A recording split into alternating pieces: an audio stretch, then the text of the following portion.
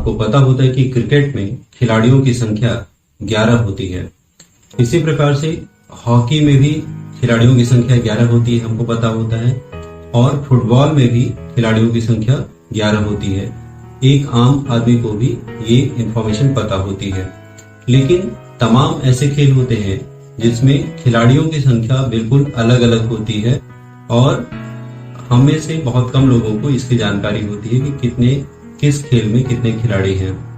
Competitive exams में अक्सर इससे रिलेटेड क्वेश्चंस पूछे जाते हैं।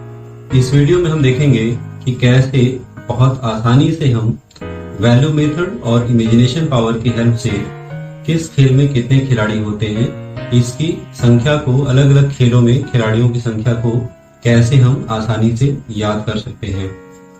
जैसे बेसबॉल में खिलाड़ियों की संख्या 9 होती है, खो-खो में खिलाड़ियों की संख्या 9 होती है, रग्बी फुटबॉल में 15 खिलाड़ी होते हैं, पोलो में 4 खिलाड़ी होते हैं, वाटर पोलो में 7 खिलाड़ी होते हैं और इस प्रकार से अलग अलग खेलों में खिलाड़ियों की संख्या अलग अलग होती है।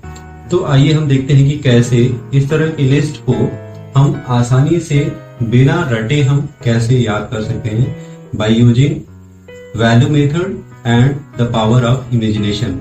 इसको याद करने के पहले हम एक बार वैल्यू मेथड को रिवाइज कर लेते हैं, एक बार फिर से दोहरा लेते हैं कि वैल्यू मेथड क्या होता है।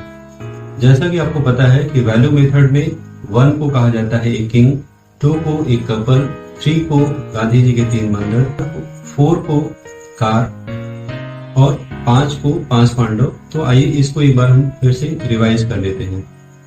अब हम देखते हैं कि इस तरह की लिस्ट को हम कैसे आसानी से याद कर सकते हैं बाय यूजिंग वैल्यू मेथड। कल्पना कीजिए कि आप एक कार चलाते हुए जा रहे हैं और कार सामने जाकर एक पोल से टकरा गई। यहाँ पर कार का मतलब हुआ 4 या 4 और पोल का मतलब हुआ पोलो खेल से। तो पोलो खेल में खिलाड़ियों की संख्या होती है 4। इमेजिन कीजिए कि आपके हाथ में एक बॉल है और उससे आप बास्केटबॉल खेल रहे हैं। बास्केटबॉल में एक बॉल आप डाल रहे हैं, लेकिन उस बास्केट में 5 पांडव पहले से बैठे हुए हैं। तो यहाँ पर 5 पांडव का मतलब हुआ 5 और बास्केटबॉल का मतलब हुआ बास्केटबॉल गेम। तो बास्केटबॉल गेम में खिलाड़ियों की संख्या होती है 5। कल्पना कीजिए कि आपके सामने एक बड़ा सा रेनबो है, इंद्रधनुष है, और उस रेनबो के ऊपर कबड्डी खेली जा रही है। तो यहाँ पर रेनबो का मतलब हुआ 7, क्योंकि इसमें 7 कलर होते हैं, वैल्यू मेथड से हमें पता है। और कबड्डी का मतलब हुआ कबड्डी गेम। तो कबड्डी गेम में खिलाड़ियों की संख्या होती है 7। इमेजिन कीजिए कि आपके सामने एक वाटर का पॉन्ड है और उसके बीच में एक पोल है और पोल के ऊपर इंद्रधनुष लटका हुआ है। तो यहाँ पर वाटर और पोल का मतलब हुआ वाटर पोलो गेम और रेनबो का मतलब हुआ 7। तो इसका मतलब हुआ कि वाटर पोलो गेम में खिलाड़ियों की संख्या, प्लेयर्स की संख्या होती है 7। इमेजिन कीजिए कि आप एक बस में जाते हैं और बस में आपको एक बड़ी सी बॉल मिलती है, बॉल। उस बॉल को आप तोड़ते हैं तो उसमें नवग्रह आपको दिखाई दिए। बस के अंदर बॉल थी और उसके अंदर 9 ग्रह या 9 प्लैनेट्स आपको दिखाई दिए। तो यहाँ पर बस के अंदर बॉल का मतलब हुआ बेसबॉल और बेसबॉल में 9 ग्रह का मतलब हुआ 9। तो इसका मतलब हुआ बेसबॉल में खिलाड़ियों की संख्या होती है 9। इस समय कोरोना महामारी का प्रकोप बहुत ज्यादा है। कोई भी खांसा या छींकता मिलता है तो हमको डर लग जाता है।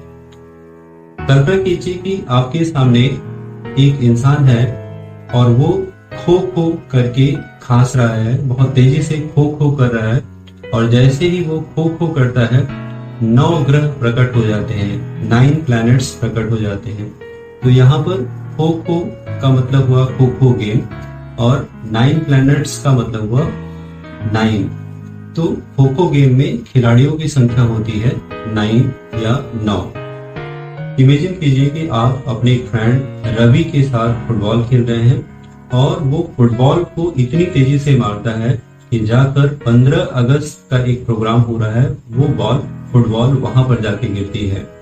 तो यहाँ पर रवि और फुटबॉल का मतलब हुआ रग्बी फुटबॉल। रवि फुटबॉल से हुआ रग्बी फुटबॉल और 15 अगस्त के प्रोग्राम में जाके गिरा, तो इसका मतलब हुआ 15 अगस्त से मतलब हुआ 15 खिलाड़ी। तो रग्बी फुटबॉल में खिलाड़ियों की संख्या होती है 15। इमेजिन कीजिए कि आप एक जिम में जाकर एक्सरसाइज कर रहे हैं, जिम के अंदर एक्सरसाइज कर रहे हैं, तभी उसमें एक ऑक्टोपस आ जाता है या ढेर सारे ऑक्टोपस आ जाते हैं और आठों पैरों से आपको जकड़ लेते हैं। कई सारे ऑक्टोपस आके आपको जकड़ लेते हैं जिम के अंदर। तो यहाँ पर जिम से जो गेम हो सकता है वो हमारा है जिम्नास्टिक। जिम्नास्टिक में खिलाड़ियों की संख्या यहाँ पर होगी ऑक्टोपस से मतलब हुआ 8, मतलब जिम्नास्टिक गेम में खिलाड़ियों की संख्या होगी 8। तो इस प्रकार हम देख सकते हैं, एक बार इस मेथड से चीजों को याद करने में हमको टाइम तो भले ही थोड़ा सा लगता है इमेजिन करने में, लेकिन अगर आपने इस तरीके से एक बार इमेजिन कर लिया और उसको प्रॉपर तरीके से बाद में रिवीजन किया, तो लंबे समय तक आपको चाह कर भी आप इसे भूल नहीं पाएंगे। इस प्रकार आप देख सकते हैं कि वैल्यू मेथड और इमेजिनेशन पावर की हेल्प से आप कितने खेल में कितने खिलाड़ी होते हैं, इनकी संख्या को आसानी से आप याद कर पा रहे हैं। तो आइए आपका टेस्ट लेते हैं कि आपको ये कितना याद रहा। जैसे कार चलाते हुए जब जा रहे थे आप, तो आपके सामने क्या हुआ? इंद्रधनुष रेनबो के ऊपर कौन सा गेम खेला जा रहा था? रवि ने जब फुटबॉल मारा तो वो कहां पे गिरा? बस के अंदर बॉल थी, उसको तोड़ने पर कौन दिखे? खो खो करने पर कौन प्रकट हुआ था? जिम के अंदर कौन आया था? अगर आप इन पिक्चर्स को याद कर पा रहे हैं तो इसका मतलब थोड़ा सा और ध्यान देने पर आप इन पिक्चर्स के साथ जुड़े हुए इंपॉर्टेंट सूचना को भी आप याद कर पाएंगे आसानी से। तो आई होप कि आपको ये मेथड पसंद आया होगा। इसी प्रकार आप अन्य दूसरे गेम्स की लिस्ट निकाल सकते हैं और उन गेम्स में कितने प्लेयर्स होते हैं उनकी संख्या को याद कर सकते हैं।